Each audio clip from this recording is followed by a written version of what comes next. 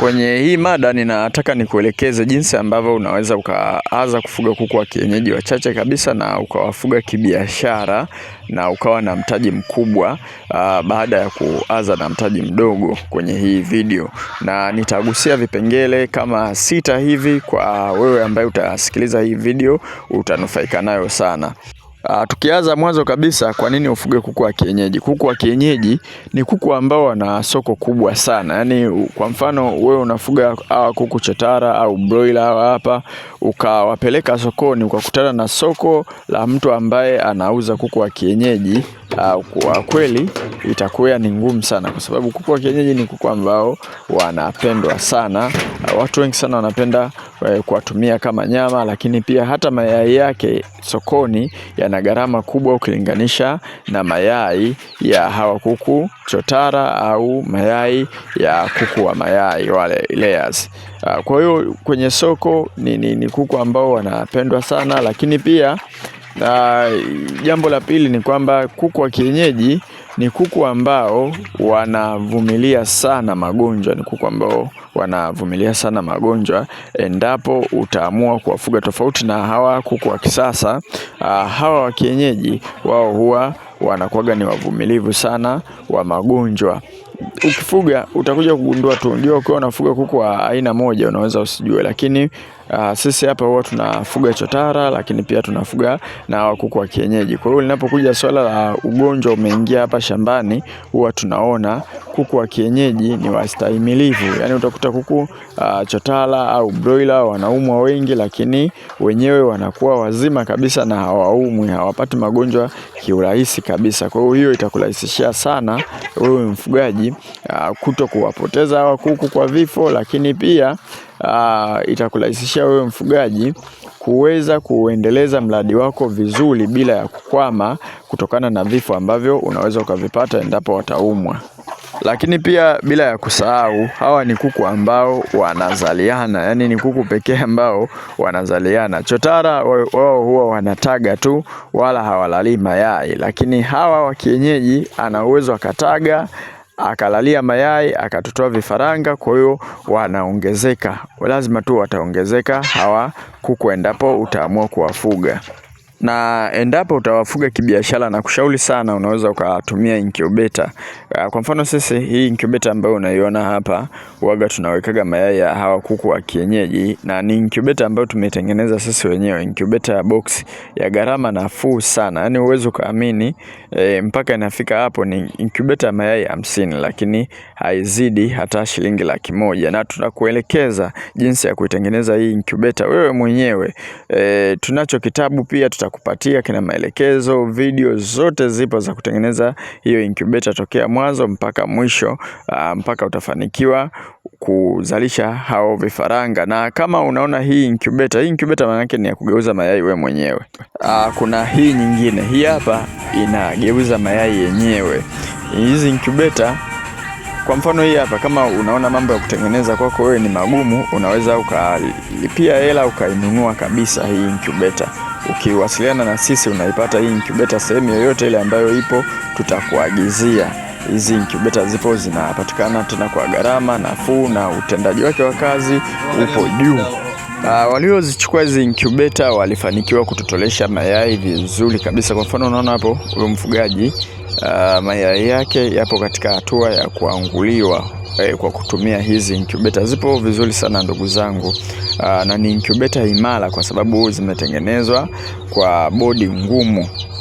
Sasa hapa ninakushauri kuku ambao unaweza ukafuga wale kuku wa asili kabisa, wale ambao wanakuaga na mili midogo midogo. Na kama utataka kuboresha uwaze kupata kuku ambao kidogo wana mili mikubwa, kitu cha kufanya hapa, unatafuta tu jogoo wa chotara. Unaweza ukatafuta jogoo mmoja wa chotara, lakini wa kienyeji wakawa kama 3 hivi. Hapo kidogo utaanza kuwaboresha, utaanza kupata kuku wakubwa. Na unaweza ukaniuliza labda ni jinsi gani ambavyo ninaweza nikaanza. Sasa maajabu ya kuku wa kienyeji, kitu ambacho wewe unakihitaji ni kuwa mvumilivu na muda. Yaani kwamba wewe unakuwa unavumilia ndani ya miaka miwili, mwaka mmoja, ili uweze kuwa na kuku wengi. Yani unakuwa tu unawalea. Unaweza ukaanza na kuku hata 5, hata kuku 10.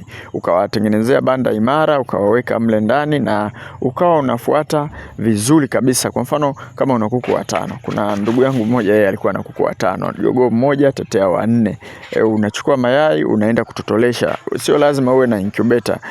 Kuna watu mitaani wapo wana incubator, wanatotolesha mayai ya watu wengine. Kwa unakuwa unapeleka kule mayai, unatotolesha yale mayai, ukipata vifaranga unarudi unawalea vizuri kabisa.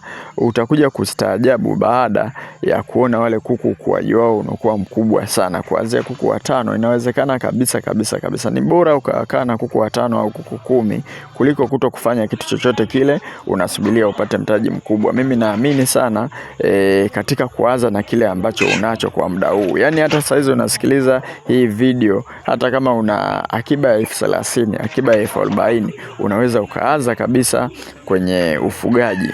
Kabla sijaja kukuambia chakula bora ambacho utawapa kuku wako pamoja na chanjo, nikukumbushe tu sisi KingoFarm tuna kundi la WhatsApp ambalo tunatoa mafunzo ya ufugaji. Ada yake ni shilingi 8,000 kwa muda wa miezi miwili. Lakini pia tunavyo vitabu tofauti tofauti. Kwa mfano tunacho kitabu cha ufugaji bora wa kuku wa kienyeji. Hiki kitabu kitakusaidia wewe jinsi ya kuweza kuwafuga kuku wa kienyeji tokea wakiwa vifaranga mpaka wakiwa wakubwa. Lakini hata chotara tunacho, cha broiler tunacho kitabu cha tiba za asili, kinakusaidia wewe jinsi ya kuweza kutengeneza hizi tiba za asili. Gharama ya hivi vitabu ni shilingi 10,000 na ni soft copy, tunakutumia kwa njia ya WhatsApp. Kwa hiyo ukiwasiliana na sisi unaweza ukavipata hivi vitabu. Sasa turudi kwenye mada yetu.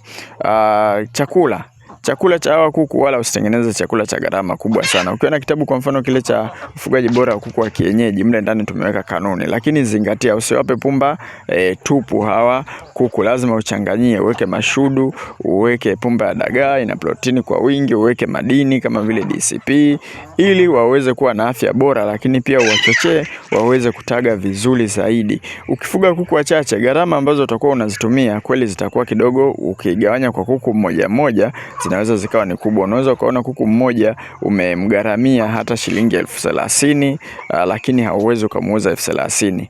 Kikubwa unachoangalia wewe pale ni uzalishaji, yani uzalianaji kwa wale kuku. Kwa hiyo unatakiwa uwahudumie vizuri ili uweze kupata kizazi ambacho utakuja kukiuza kwa faida baadaye.